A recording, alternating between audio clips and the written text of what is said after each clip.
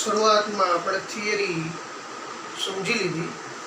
હવે પાર્ટનરશિપને લગતા જેટલા પ્રશ્નો છે આ દરેક પ્રશ્નોમાંથી જે દાખલાઓ બને છે, હવે હું એ દાખલાઓની શરૂઆત કરું છું. આ દાખલાઓ હેઠળ હવે જે શરૂઆત થાય છે, ભાગીદારોને લગતા ઘણા બધા પ્રશ્નો હોય. આ પ્રશ્નોમાંથી નાના નાના દાખલાઓ જે ચેપ્ટર નંબર 2 માટે જે આપણું સૌથી મહત્વનું પ્રકરણ છે એના માટે મહત્વના દાખલાઓ શરૂ થાય છે. તો પહેલો દાખલો છે જેની રકમ છે, એક ભાગીદારી પેઢીમાં દર મહિનાને અંતે એક સરખી રકમનો ઉપાડ થાય છે. હવે એક વસ્તુ ધ્યાન રાખવું, મહિનાને અંતે ઉપાડ થાય કે મહિનાની શરૂઆતમાં ઉપાડ થાય, આ શબ્દ આપણા માટે બહુ મહત્વનો છે. ક્યારે, શું કામ, એ બધું હવે આવશે. રકમ જોઈ લઈએ. વર્ષના અંતે કુલ આખા વર્ષનો કુલ ઉપાડ છે ₹12,000 અને ઉપાડ ઉપર 12% લેખે વ્યાજ વસૂલ કરવાનું છે. તો વર્ષના અંતમાં ઉપાડ ઉપર વ્યાજ કેટલું થશે? હવે એક મુદ્દો આપણે ધ્યાનમાં રાખવાનો છે. રકમને જરા ફોકસ કરવી, રકમ ફોકસ આપ. મહત્વનો મુદ્દો એનું તો કે વર્ષનું ખાસ ધ્યાન રાખ, વર્ષના અંતે કુલ વાર્ષિક ઉપાડ 12,000 એટલે કે માસિક ઉપાડ કેટલો? વર્ષનો 12,000 હોય એને 12 વડે ભાંગો એટલે એક મહિનાનો ઉપાડ આવી ગયો ₹1,000. અને આ એક મહિનાનો ઉપાડ. હવે જે મેં શબ્દ શરૂઆતમાં કીધું, જો ઉપાડ મહિનાના અંતે હોય તો એક ચોખવટ, અહીં ઉપાડ દર મહિનાને અંતે છે એટલે કે જેવો મહિનો પૂરો થાય એ સાથે ઉપાડ કરવામાં આવે ત્યારે એવા સમયે પ્રમાણ છે 66/12.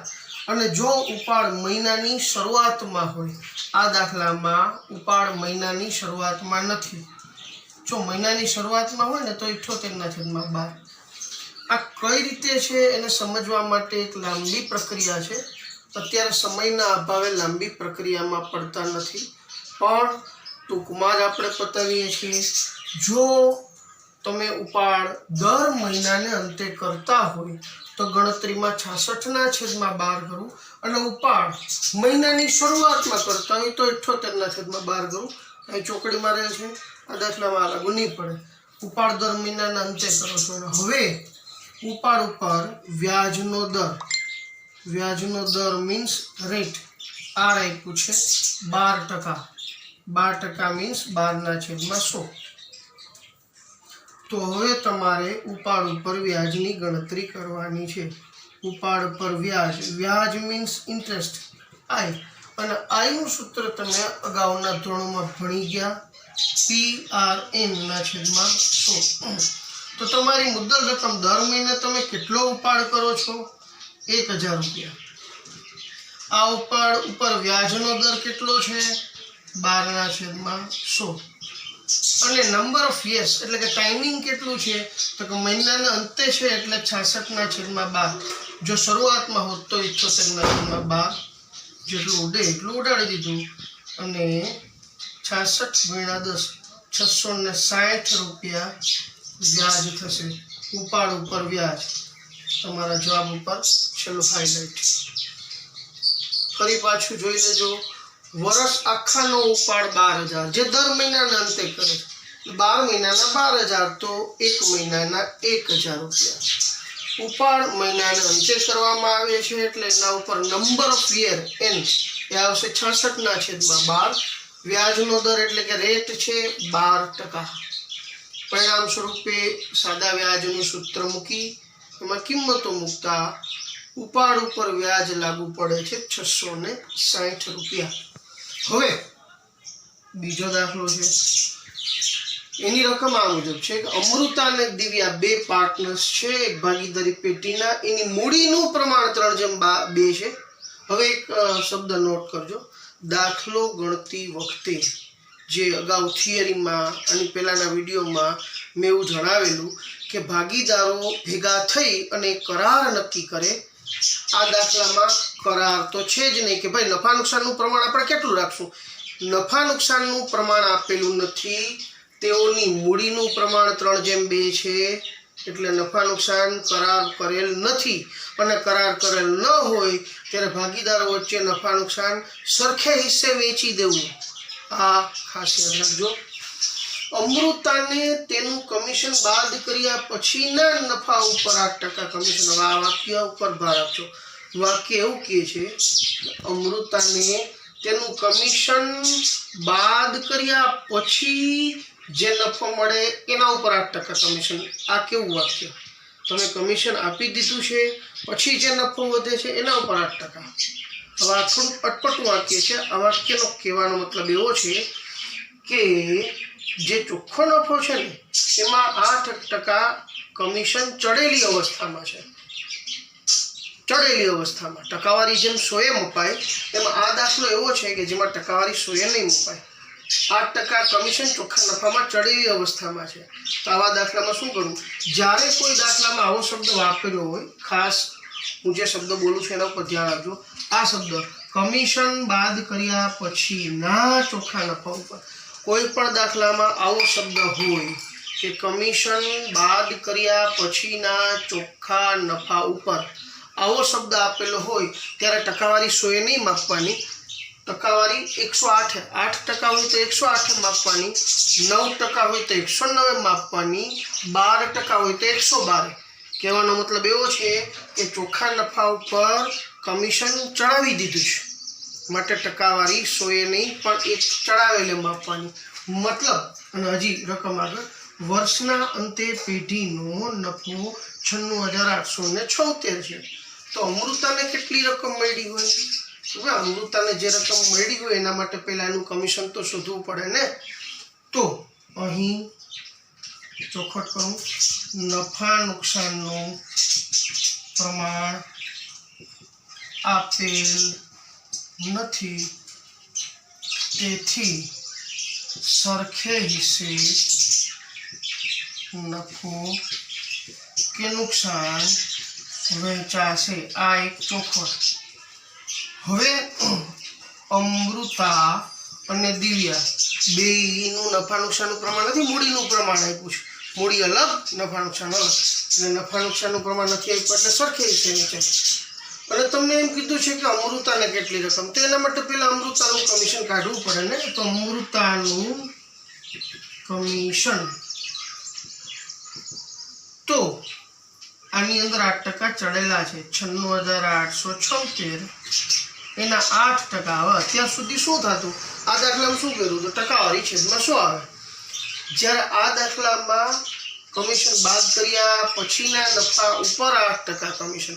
એક વખત તમે કમિશન બાદ કરી નાખો પછી જે રકમ મળે એના ઉપર 8%, તો મતલબ પટપટો લાગે. તેનો મતલબ એ જ છે કે કમિશન ચડેલી અવસ્થામાં છે એટલે ટકાવારી 100 નહીં પણ 108 મપાશે. ટકાવારી 108. જ્યારે આવો શબ્દ વાપરેલો હોય ત્યારે ખાસ યાદ રાખવાનું, કમિશન બાદ કર્યા પછી ના નફા ઉપર 8%, 9%, 10% જે કીધા હોય એટલા 100માં ઉમેરી દેવાના. કહેવાનો મતલબ એ છે કે ચડાવેલી અવસ્થામાં છે. હવે આની આપણે ગણતરી કરીએ તો 96,876 ગુણ્યા 8 ભાગ્યા 108.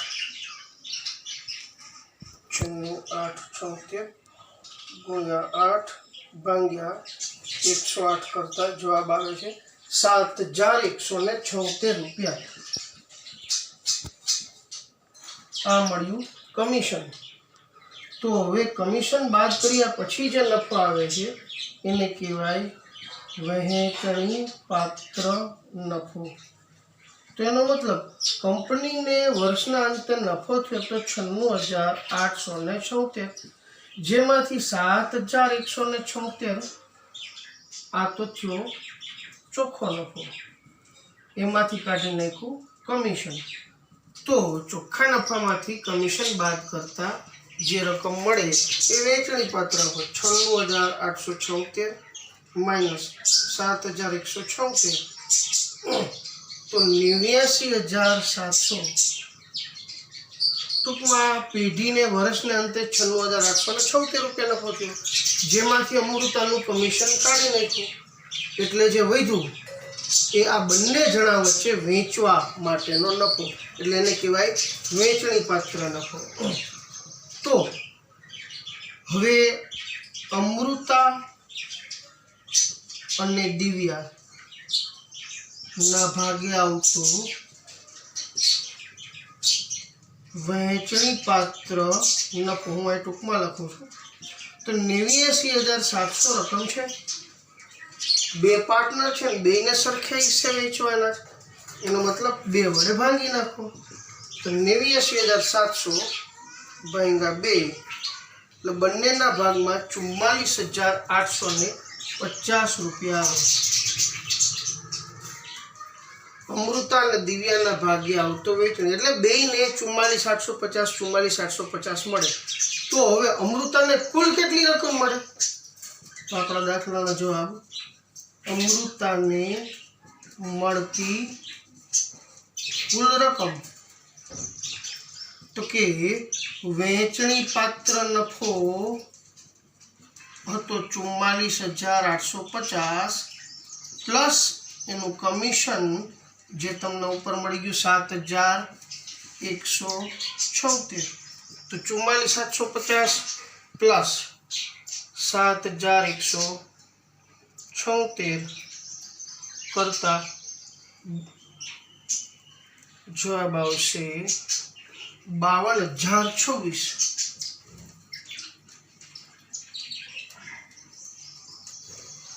તો ફરી પાછું જોઈ લઈએ. અમૃતા અને દિવ્યા પાર્ટનર છે. કેટલા પ્રમાણમાં પાર્ટનર છે ખબર નથી. મૂડીનું પ્રમાણ, હવે મૂડી તો કોઈ ગમે તેટલી લઈ આવી શકે. અમૃતાને કમિશન બાદ કર્યા પછી જે નફો વધે છે એના ઉપર 8% કમિશન આપવાનું. કમિશન બાદ કર્યા પછી જે વધે એના ઉપર કમિશન આપો તો કમિશન તો તમે પહેલા બાદ કર્યું. આવો જ્યારે કોમ્પ્લિકેટેડ શબ્દ આવે ત્યારે સમજી લેવું કે આ નફામાં ચડાવેલી અવસ્થામાં કમિશન છે તો 8% કમિશન આપવાનું છે. એટલે નફામાં ચડાવેલી કન્ડિશન હોય ત્યારે ટકાવારી 108 એમ આપવાની. વર્ષના અંતે પેઢીનો નફો આપ્યો છે તો અમૃતાને કુલ કેટલી રકમ મળે? તો સૌથી પહેલાં તો ચોખવટ કરી દેવાની કે આ દાખલામાં નફા નુકસાનનું પ્રમાણ નથી, એટલે બે પાર્ટનરને સરખે હિસ્સે નફો કે નુકસાન જે થાય ભોગવવાનું થાય. હવે અમૃતાનું કમિશન શોધો તો કે પેઢીનો ચોખ્ખો નફો 96,876, એમાં એનું કમિશન 8% ચડાવેલી કન્ડિશનમાં એટલે 8/108, 9 હોય તો 9/109, 12 હોય તો 12/112. આમ કરતાં એનું કમિશન 7,176 મળે છે.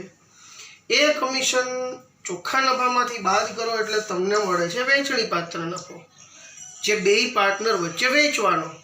તો સરખે હિસ્સે મતલબ 2 વડે ભાગી નાખો તો 2ના ભાગમાં 44,850.